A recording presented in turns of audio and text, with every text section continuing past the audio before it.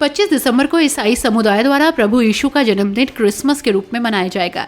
इस अवसर पर शहर की सभी चर्चों को आकर्षक ढंग से सजाया गया है। चर्च में विशेष प्रार्थना सभाओं का आयोजन किया जाएगा, जिसमें बड़ी संख्या में श्रद्धालु भाग लेंगे। पीली कोठी स्थित Philips memorial church, old church और अन्य चर्चों में क्रिसमस की तैयारियां जोरों पर हैं। चर्च परिसर में झिलमिलाती रोशनी और खूबसूरत क्रिसमस ट्री लगाए गए।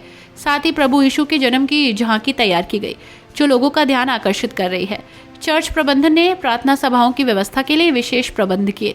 क्रिसमस की पूर्व संध्या पर 24 दिसंबर को रात 12 बजे विशेष प्रार्थना सभा का आयोजन होगा, जहां प्रभु यीशु के जन्म का संदेश दिया जाएगा। इस दौरान गाने, प्रार्थना और मोमबत्तियां जलाने की परंपरा निभाई जाएगी। प्रार्थना साथ ही श्रद्धालु क्रिसमस के दिन चर्च जाकर ईश्वर से आशीर्वाद लेंगे और एक दूसरे को शुभकामनाएं देंगे। चर्च प्रशासन ने सुरक्षा व्यवस्था को लेकर पुलिस प्रशासन से सहयोग की मांग की है। कोविड-19 के मद्देनजर स्वच्छता और सामाजिक दूरी का पालन करने की अपील की गई है। मुरादाबाद के बाजारों में भी क्रिसमस की रौनक देखने की बन रही है। गिफ्ट, सजावटी सामान और मिठाइयों की खरीदारी जोरों पर है और इस पावन अवसर पर मुरादाबाद के निवासियों में खासा उत्साह है। लोग अपने परिवार और मित्रों के साथ क्रिसमस मनाने की तैयारी कर रहे हैं। चर्च के पुजारियों ने सभी को शांति, प्रेम और सौहार्द बनाए रखने का संदेश दिया। क्रिसमस की पूरी तैयारी हो रही है। क्रिसमस के लिए अभी एक ही दिन बाकी है। ये क्रिसमस जो है हमारे प्रभु यीशु का जन्म पर्व है।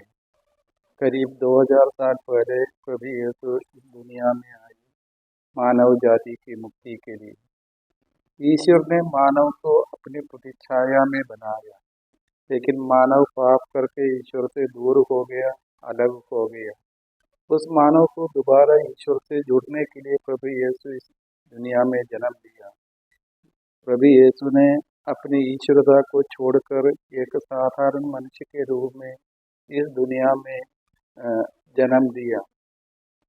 सबसे पहले मनुष्य को इसी प्रकार, जिस प्रकार प्रभु यीशु ने ईश्वरता को छोड़कर विनीत होकर, विनम्र होकर हमारे पास आया, इसी प्रकार हमें भी विनीत होकर, विनम्र होकर अपना जो ईर्ष्या है, अपने जो घमंड है, ये सब छोड़कर विनम्र होकर दूसरों की सेवा करना है।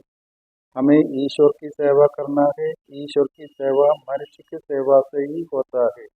मानव प्रेम ही ईश्वरीय प्रेम है। मानव सेवा ही ईश्वरीय सेवा है। और इसी प्रकार मानव की सेवा करने के लिए हमें अपने सब कुछ इसी प्रकार को जो घमंड है, जो ईर्ष्या है, ये सब हमें छोड़ना पड़ेगा, तभी हम इस कर पाएंगे।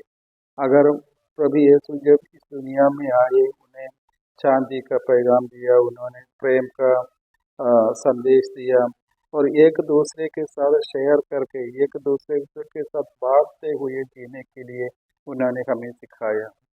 इसलिए हमें भी सबके साथ, हमारे पास जो है वो सबके साथ बांट के हमें जीना चाहिए, क्योंकि हम सब ईश्वर के बच्चे हैं, ईश्वर की सृष्टि है। एक बड़ा परिवार के रूप में हमें जीना है और उस बड़े परिवार में सभी लोग हमारे भाई बहन हैं। उनका देखभाल भी हमारा कर्तव्य है।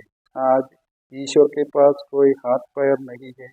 ईश्वर ने हमें हाथ पैर इसलिए दिया है ताकि हम ईश्वर की तरफ चल करके दूसरों की सेवा करें, दूसरों के प्रेम करें, दूसरों की सहायता करें।